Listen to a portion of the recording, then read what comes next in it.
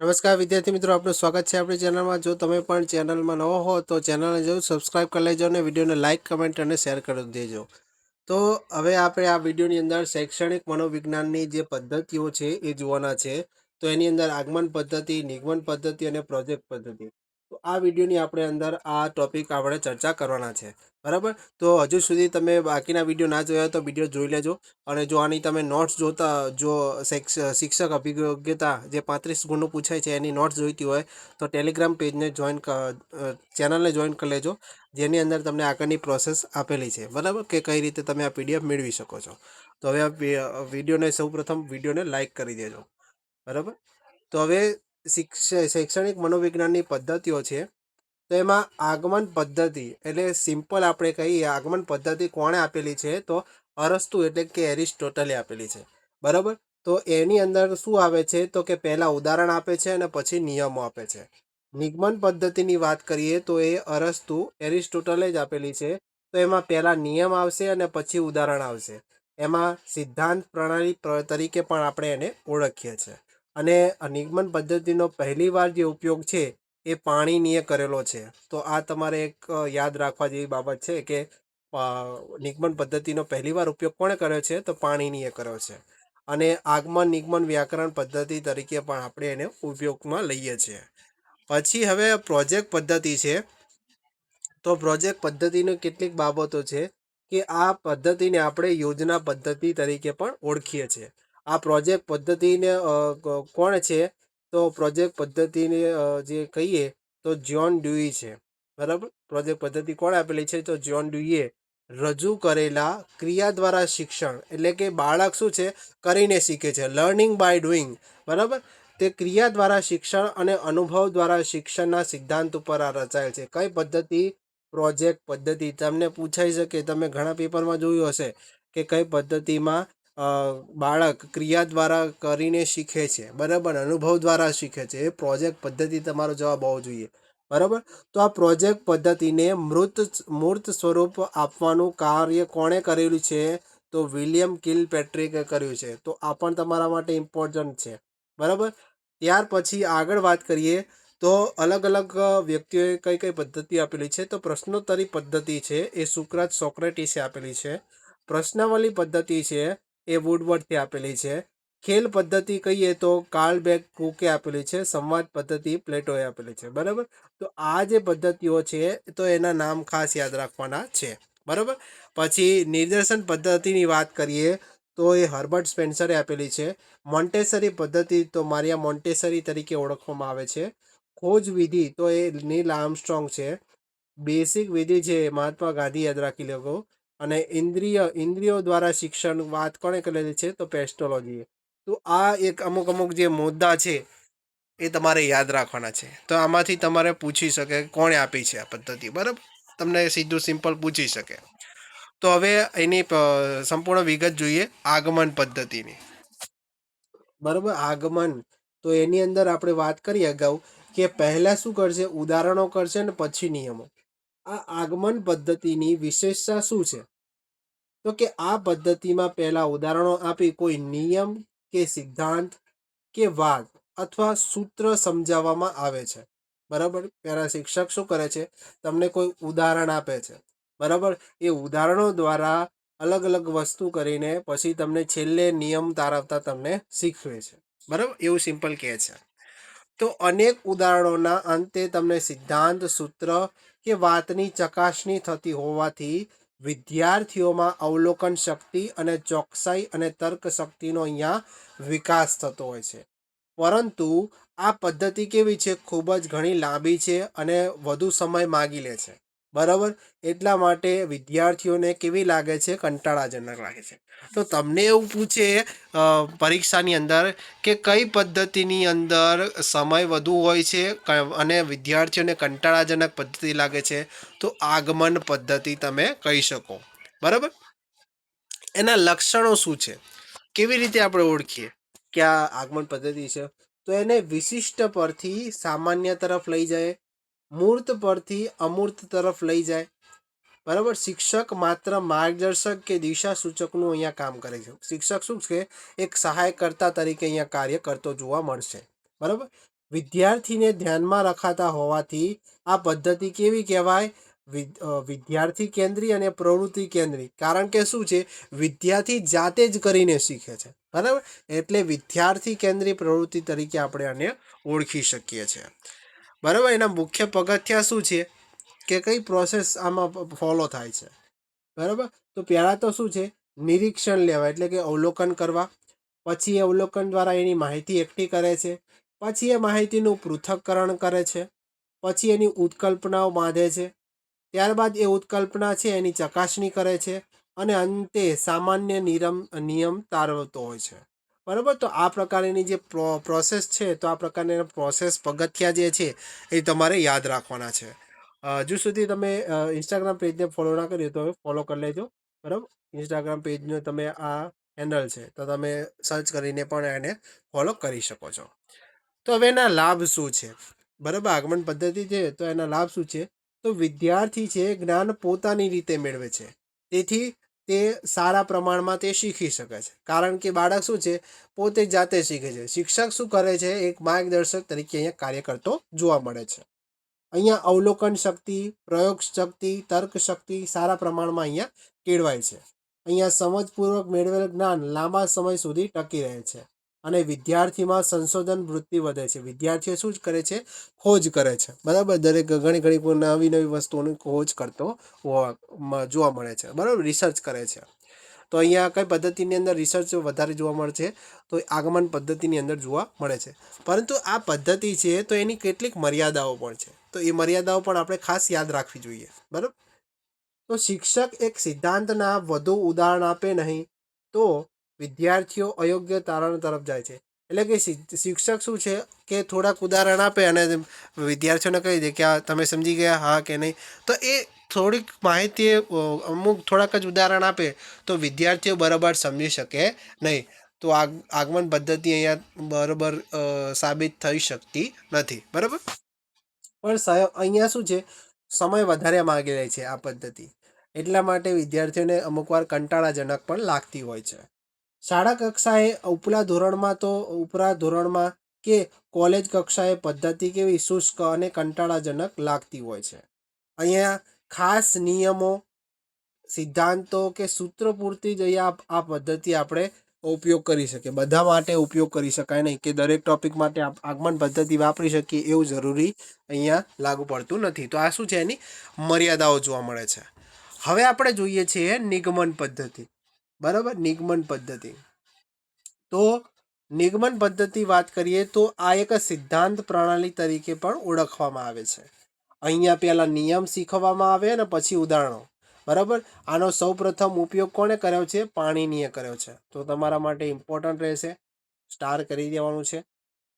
આ નિગમન પદ્ધતિ છે એની વિશેષતા એ છે કે પદ્ધતિમાં સૌ પ્રથમ આપણે સિદ્ધાંત, સૂત્ર કે મુખ્ય વાત આપણે પહેલાંથી જ જણાવી દઈએ છીએ. ત્યારબાદ શું કરીએ છીએ, આપણે વિદ્યાર્થીઓને અલગ અલગ સિદ્ધાંતને લગતા શું છે, ઉદાહરણો આપીએ છીએ, જેથી વિદ્યાર્થીઓ શું છે, ઝડપથી એને શીખી લેતા હોય છે. આ નિગમન પદ્ધતિ એ આગમન પદ્ધતિથી તદ્દન વિરુદ્ધ પ્રકારની પદ્ધતિ છે. અહીંયા સૂત્રો એટલે કે નિયમ જણાવ્યા બાદ વિદ્યાર્થીઓ તેનો ઉપયોગ કરી ઉકેલ મેળવતા હોય છે. આ પદ્ધતિમાં શું છે, સમય અને શક્તિનો અહીંયા બચાવ થાય છે. જ્યારે પેલી આગમન પદ્ધતિની અંદર શું થતું કે સમય વધારે માગી લેતા હોય છે, બરાબર. લક્ષણો શું છે, કઈ લાક્ષણિકતાઓ છે? તો કે અહીંયા સામાન્ય પરથી વિશિષ્ટ તરફ જાય છે, અમૂર્ત પરથી મૂર્ત તરફ જાય છે. શિક્ષકનું કાર્ય અહીંયા સિદ્ધાંત, સૂત્ર જણાવી તેના ઉપયોગથી વિદ્યાર્થીને ઉકેલ મેળવતા શીખવવાનું અહીંયા કાર્ય હોય છે. ત્યાર પછી પ્રથમ સિદ્ધાંત આપી, પહેલાં શું કરે છે, શિક્ષક સિદ્ધાંત આપી દે છે, પછી એનું ઉદાહરણ આપતા હોવાથી વિદ્યાર્થીઓની એક જ દિશામાં અહીંયા તર્ક શક્તિ વિકસતી જોવા મળતી હોય છે. તો એની લાભ શું છે? તો લાભ તો તમને ખબર પહેલાં જ પડી ગઈ કે ટૂંકી અને સરળ કહેવાય અને શિક્ષકમાં સૌથી વધારે પ્રચલિત આ પદ્ધતિ જોવા મળે છે. અહીંયા સમયનો ખર્ચ ઓછો થાય છે, એટલે કે સમય ઓછો વેડફાય છે. અભ્યાસક્રમ છે એ ઝડપથી અને સમયસર પૂરો થઈ જતો હોય છે, જ્યારે આગમન પદ્ધતિમાં એવું થતું નથી. અહીંયા વિદ્યાર્થીઓની કેવી છે, સ્મૃતિ શક્તિ ખીલે છે, બરાબર. એ પણ ખાસ યાદ રાખવાનું છે. આગમન પદ્ધતિથી શીખવેલ જ્ઞાનનું દ્રષ્ટિકરણ કરવા નિગમન પદ્ધતિથી થતું હોય છે. આમાં પદ્ધતિ છે એ આગમન પદ્ધતિથી એક પૂરક પદ્ધતિ આપણે કહી શકીએ છીએ. તો આની પણ કેટલીક મર્યાદાઓ હશે, બરાબર? તો એની પણ જોઈ લઈએ. તો કે પ્રારંભમાં જ વ્યાકરણના નિયમ, સિદ્ધાંત કે સૂત્ર આપી દેવામાં બાળક માટે તેને સમજવું મુશ્કેલ બને છે. હવે તમે કોઈ પણ વસ્તુ તમે ડાયરેક્ટ ભલે તમે શીખવતા હોય કોઈ પણ ટોપિક, પણ તમે ડાયરેક્ટ જ તમને કહી દો કે આ રીતે છે, બરાબર? તમને એવું કહી દે કે તમે આ પેપર પૂછાવાનું છે, બરાબર? કોઈ પણ પરીક્ષા આપવા જાઓ છો, તમને આ પેપર પૂછાવાનું છે, શું તમે એની તૈયારી કરશો પ્રોપર? નહીં કરો. કેમ કે તમને ખબર પડી જાય કે આ પેપર છે, આટલું જ વાંચવાનું છે, બરાબર? આખરે તમે સિલેબસ વાંચવાના નથી, સિલેબસ પ્રમાણે તમે તૈયાર કરવાના નથી. તો એવું એ અહીંયા ખોટી બાબત જાય છે, બરાબર, વિદ્યાર્થીઓમાં. બરાબર. તો આ વ્યાકરણના નિયમો છે, સિદ્ધાંત છે, સૂત્ર આપી દેવામાં બાળક છે તેને સમજવું મુશ્કેલ બને છે. મુશ્કેલ બને છે એટલે સમજી શકતો નથી કે આ નિયમ કઈ રીતે આવ્યો, બરાબર? ડાયરેક્ટ જ તમને કહી દે કે આ રીતે આ બધું પ્રોસેસ થઈ છે, સિદ્ધાંત તમને કહી દે, પછી ઉદાહરણ આપી દે, પણ તમે શીખવું કંઈક સમજવું તો પડે ને. તો નિયમ કેવી રીતે આવ્યો તેની જાણ હોવાથી વિદ્યાર્થીઓની તર્ક કરવાની શક્તિ અને સમજ શક્તિ અહીંયા અવરોધાતી હોય છે. જ્યારે આપણે બંને રીતે યાદ રાખવાનું છે. તો આગમન પદ્ધતિમાં શું છે? તો આગમન પદ્ધતિની અંદર તમે પ્રેક્ટિકલ કરો છો, પ્રેક્ટિકલ કર્યા બાદ તમે તર્ક કરો છો, ઘણી બધી પ્રોસેસ કરો છો, ત્યારે તમે પ્રેક્ટિકલ દ્વારા તમે લાસ્ટમાં તમને ખબર પડે છે કે આની અંદર શું પ્રોસેસ થાય છે, કઈ રીતે પ્રક્રિયા થતી હોય છે, એ બધું તમને છેવટે અંતે ખબર પડે છે, બરાબર? છેવટે અંતમાં તમે તારવો છો આગમન પદ્ધતિની અંદર. જ્યારે નિગમનમાં તો તમે તર્ક કરી શકતા નથી, તર્ક શક્તિનો વિકાસ થતો નથી, બરાબર? તો તમને એવી રીતે પૂછે કે આગમન પદ્ધતિમાં તર્ક શક્તિનો વધારે વિકાસ થાય છે, સમજ શક્તિનો વધારે વિકાસ થાય છે, જ્યારે નિગમન પદ્ધતિની અંદર તર્ક શક્તિ કે સમજ શક્તિ અહીંયા અવરોધાતી જોવા મળે છે. તો આ જ તફાવત છે. તફાવત તમારા મગજમાં ખાસ યાદ હોવો જોઈએ, બરાબર? આના રિલેટેડ તમને પૂછી શકે છે, બરાબર? એટલે આ યાદ રાખજો. અહીંયા સતત દ્રઢીકરણ કરાવવાને કારણે ગોખણ પટ્ટી અહીંયા ઉત્તેજન મળે છે. કે તમને કીધું હોય કે આ નિયમ યાદ રાખી દેવાનો, પરીક્ષામાં પૂછાશે, તો તમે શું ગોખણ પટ્ટીને અહીંયા વધારે પ્રાધાન્ય આપવામાં આવતું હોય છે. વિદ્યાર્થીઓમાં આત્મવિશ્વાસ કેળવાતો ન હોવાથી આત્મનિર્ભરતાની ભાવના પણ કેળવાતી નથી, બરાબર? વિદ્યાર્થીમાં અહીંયા આત્મવિશ્વાસ કેળવાતો નથી, તેથી આત્મનિર્ભર બાળક છે એ બનતું નથી, બરાબર? જે વિદ્યાર્થીઓની સ્મરણ કક્ષા કે યાદ રાખવાની શક્તિ સારી નથી, તે વિદ્યાર્થીઓ આ ઉદાહરણ આપી શકતા નથી, બરાબર? વિદ્યાર્થીઓ શું છે એ યાદ નથી રાખી શકતા. ઘણા વિદ્યાર્થીઓ હોય જ છે એવા, બરાબર, કે વિદ્યાર્થીઓને યાદ નથી રહેતું, ભણવામાં રસ નથી હોતો. તો એના માટે પણ તમારે કઈ રીતે પ્રવૃત્તિ આધારિત શિક્ષણ આપવું પડે, બરાબર? તો આમાં પણ તમને અલગ અલગ પદ્ધતિઓ આપેલી હોય, બરાબર, પ્રવિધિઓ આપેલી હોય, તો એના દ્વારા તમે શીખવી શકો. પરંતુ અહીંયા શું વાત કરેલી છે કે નિગમન પદ્ધતિની અંદર કે વિદ્યાર્થીઓની સ્મરણ કક્ષા જો વધારે સારી નથી હોતી, તો એમને ઉદાહરણો આપી શકતા નથી. તમે શિક્ષક તરીકે એમને પૂછો કે હવે આનું ઉદાહરણ શું છે, તમે આપો છો બાળકો, વિદ્યાર્થીઓ, તો એને યાદ નથી હોતું, સ્મરણ શક્તિ શું છે એની ઓછી છે, એટલા માટે, બરાબર? ત્યાર પછી આપણે ખૂબ જ અગત્યની એવી પ્રોજેક્ટ પદ્ધતિ, બરાબર? પ્રોજેક્ટ પદ્ધતિ ખૂબ જ ઇમ્પોર્ટન્ટ છે તમારા માટે. આમાંથી પણ MCQs આવતા હોય છે, બરાબર? તો આ પદ્ધતિ કોણે આપી છે? જ્યોન ડ્યુઈએ. તો જ્યોન ડ્યુઈએ રજૂ કરેલા ક્રિયા દ્વારા શિક્ષણ, એટલે ઇંગ્લિશમાં આપણે કહીએ તો લર્નિંગ બાય ડુઈંગ. બાળક શું છે, વિદ્યાર્થી કે બાળક જે છે એ કરીને શીખતો હોય છે, બરાબર? તો એના પર અહીંયા વધારે પ્રાધાન્ય આપવામાં આવતું હોય છે. આ શિક્ષણના આ સિદ્ધાંત ઉપર કાર્ય કરતું હોય છે. કઈ? પ્રોજેક્ટ પદ્ધતિ, બરાબર? ખૂબ જ ફેમસ કહી શકાય પ્રોજેક્ટ પદ્ધતિ. હવે પછી જે આધુનિક યુગ છે એની અંદર તો આ પ્રોજેક્ટ પદ્ધતિ ખૂબ જ સારી કહી શકાય. તો પ્રોજેક્ટ પદ્ધતિને મૂર્ત સ્વરૂપ જે છે આપવાનું કાર્ય કોણે કરેલું છે? તો વિલિયમ કિલ પેટ્રિકે. તો આ પણ તમારા માટે એક ઇમ્પોર્ટન્ટ MCQ અહીંયા બની શકે છે, બરાબર? કે પ્રોજેક્ટ પદ્ધતિની મૂર્ત સ્વરૂપ કોણે આપ્યું છે, બરાબર, અથવા એનું કામ કોણે કર્યું છે? તો વિલિયમ કિલ પેટ્રિકે કર્યું છે, બરાબર? તમને અલગ અલગ વિકલ્પો આપી શકે, તો તમે આ યાદ રાખી શકો. અને પ્રોજેક્ટ પદ્ધતિના પ્રણેતા કોણ છે? પ્રણેતાની વાત કરીએ તો પણ ડૉક્ટર કિલ પેટ્રિક તમારા મગજમાં આ યાદ આવવું જોઈએ, બરાબર? હવે આ પ્રોજેક્ટ પદ્ધતિને પ્રકલ્પ પદ્ધતિ પણ તરીકે ઓળખવામાં આવે છે અને પ્રોજેક્ટ પદ્ધતિ છે એ અમેરિકન વ્યવહારવાદમાં પણ જોવા મળતી હોય છે. બરાબર, તો એ પણ આપણે યાદ હોવું જોઈએ. તો એની વ્યાખ્યાઓ અલગ અલગ આપેલી છે. તો કોણે કોણે કઈ કઈ વ્યાખ્યા આપી છે? તો કિલ પેટ્રિકે શું કીધું કે સામાજિક સંજોગોમાં ચાલતી અને દિલથી ઉપાડેલી કોઈ સપ્રયોજિત પદ્ધતિ એને આપણે શું કહીએ છીએ? પ્રોજેક્ટ પદ્ધતિ. સ્ટીવનસન છે એને વાસ્તવિક પરિસ્થિતિમાં પાર પાડેલું કોઈ સમસ્યાત્મક કાર્ય એટલે પ્રોજેક્ટ પદ્ધતિ. બરાબર. હવે એના અભ્યાસીઓએ એમના સહઅભ્યાસીઓએ શું કર્યું? પ્રોજેક્ટ પદ્ધતિના 3 પ્રકારો પાડ્યા. એક તો સર્જનાત્મક, ઉપભોગાત્મક અને સમસ્યાત્મક. બરાબર. તો આ પ્રોજેક્ટ પદ્ધતિના સોપાનો કેટલા છે એ પૂછે તો એમાં પ્રોજેક્ટ પદ્ધતિના સોપાનોની વાત કરીએ તો એમાં સૌથી પહેલા યોગ્ય પરિસ્થિતિનું નિર્માણ. તો આ સોપાનમાં શું થાય છે કે પ્રોજેક્ટ પદ્ધતિ પ્રત્યે ભૂમિકા બાંધવાની હોય છે. ત્યારબાદ પ્રોજેક્ટ પદ્ધતિની પસંદગી કરવાની હોય છે. અહીં ઉત્પન્ન કરેલી જે પરિસ્થિતિ છે એના આધારે વિદ્યાર્થી શું કરે છે? જાતે સમસ્યા કે પ્રોજેક્ટની પસંદગી કરે છે. એ અહીંયા જરૂરી છે કે વિદ્યાર્થી પોતે જ કંઈક કોઈ ફિલ્ડની અંદર જે પ્રોજેક્ટ કરવાનો હોય એ પ્રોજેક્ટની પસંદગી કરે એ જરૂરી છે. આયોજનની વાત કરીએ ત્યારબાદ તો પ્રોજેક્ટની સફળતા માટે આ ખૂબ જ મહત્વનું સોપાન કહી શકાય, આયોજન. બરાબર. તો આયોજન છે એમાં સૌથી પહેલાં હેતુ સ્પષ્ટ હોવો જોઈએ કે શેના માટે તમે કરી રહ્યા છો. એનું વિષય વસ્તુ ખબર હોવી જોઈએ. જૂથ રચના તમે કરી જોઈએ. જૂથ સર્પ એટલે કે સર્પની વહેંચણી કરવામાં આવે. ત્યારબાદ તમારી શૈક્ષણિક સાધન સામગ્રી હોવી જોઈએ. તો આ 5 પ્રકારે કહી શકાય. ત્યાર પછી એને બાદ અમલની વાત કરીએ છીએ તો અમલ કરવા માટે તો ઉપરોક્ત તમામ બાબતોનું આયોજન કર્યા બાદ વિદ્યાર્થી શું કરે છે? પ્રોજેક્ટનો અમલ કરે છે અને બધું જ કાર્ય જાતે જ કરશે. બરાબર. એટલે જ કહેવામાં આવે છે ક્રિયા દ્વારા શિક્ષણ. બાળક જાતે જ કરીને શીખે તો એ બાળક શું છે એને વધારે સારી રીતે જે તર્ક શક્તિ વિકાસ થતી હોય છે, સમજ શક્તિ વધારે વિકાસ થતી હોય છે, કારણ કે બાળક જાતે જ કંઈક કરીને શીખે છે. બરાબર.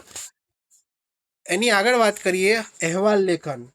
તો દરેક જૂથમાં એકને અહેવાલ લેખનનું કાર્ય સોંપેલું હશે. તે પોતપોતાના જૂથનું કાર્ય અહેવાલમાં લખશે અને આ કાર્ય સમાપ્ત થયા બાદ જૂથમાં આ અહેવાલનું વાંચન થશે. બરાબર. ત્યાર પછી મૂલ્યાંકનની વાત કરીએ તો પ્રોજેક્ટ શરૂ થયા ત્યારથી અહેવાલ વાંચન સુધીનું અહીંયા મૂલ્યાંકન ચાલુ જ રહેશે. પ્રોજેક્ટ પદ્ધતિના દાર્શનિક આધાર ઉપર મનોવૈજ્ઞાનિકના આધાર તરીકે જ્ઞાન ગ્રહણ 3 નિયમની દ્રષ્ટિ મળે છે એ અહીંયા નોંધવું જરૂરી છે. બરાબર. તો એમાં કયા છે? તત્પરતાનો નિયમ, અભ્યાસનો નિયમ અને સંતોષનો નિયમ. તો અહીંયા પ્રોજેક્ટ પદ્ધતિની આ જે નિયમો છે ત્યારબાદ હવે એની પ્રોજેક્ટ પદ્ધતિની કેટલીક મર્યાદાઓ પણ અહીંયા જોવા મળશે કે બધું જ જ્ઞાન પ્રોજેક્ટ પદ્ધતિથી મેળવવું એ આપણે કઠિન થઈ જાય છે. આ પદ્ધતિ કેવી છે? ખર્ચાળ છે, એટલે કે એમાં ખર્ચો વધી જાય. પ્રોજેક્ટ તમને કોઈ વધારે બહુ મોટો આપ્યો હોય તો એમાં પ્રોજેક્ટ તમારે બનાવવા આપેલો હોય તો એમાં ખર્ચો વધી જાય છે. અને અભ્યાસક્રમમાં બધા જ વિષયો આ પદ્ધતિએ શીખવું અભ્યાસક્રમ પૂરો શીખવામાં મુશ્કેલ પડે છે. બરાબર. હવે તમે એક બાજુ પ્રોજેક્ટ આપેલો હોય, પ્રોજેક્ટ પર તમે કામ કરતા હોય, એક બાજુ તમારો સિલેબસ જે હોય અભ્યાસક્રમ પૂરો કરવાનો હોય, તો બંને બાજુ મેનેજ થઈ શકતું નથી. એનાથી વિદ્યાર્થી પક્ષે મળતા કાયમી લાભ પણ મળતા નથી. બરાબર. ત્યાર પછી આગળ વાત કરીએ તો ભાષા શિક્ષણ માટે પ્રોજેક્ટ પદ્ધતિનો વિનિયોગ શું છે? તો એમાં સાહિત્યકારોને જીવન કથન, પ્રેમાનંદના આખ્યાનોમાં સમાજ દર્શન, સુધારક યુગના સાહિત્યકારો, સાક્ષર યુગના સાહિત્યકારો, ગુજરાતી કાવ્ય પ્રકારો, જોડણી શિક્ષણ, ગુજરાતી ખંડ કાવ્યો અને ગીજુભાઈના બાળ કાવ્યો શું છે?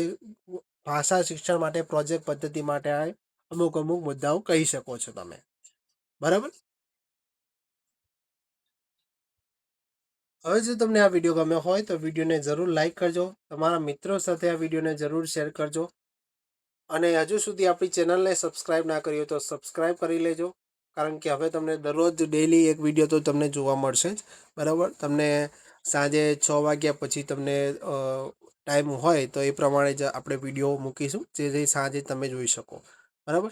તો ચેનલને સબસ્ક્રાઈબ કરી લેજો, ઇન્સ્ટાગ્રામ પેજને ફોલો કરી લેજો, ફેસબુક પેજને પણ, અને ટેલિગ્રામ પેજને પણ જોઈન કરી લેજો.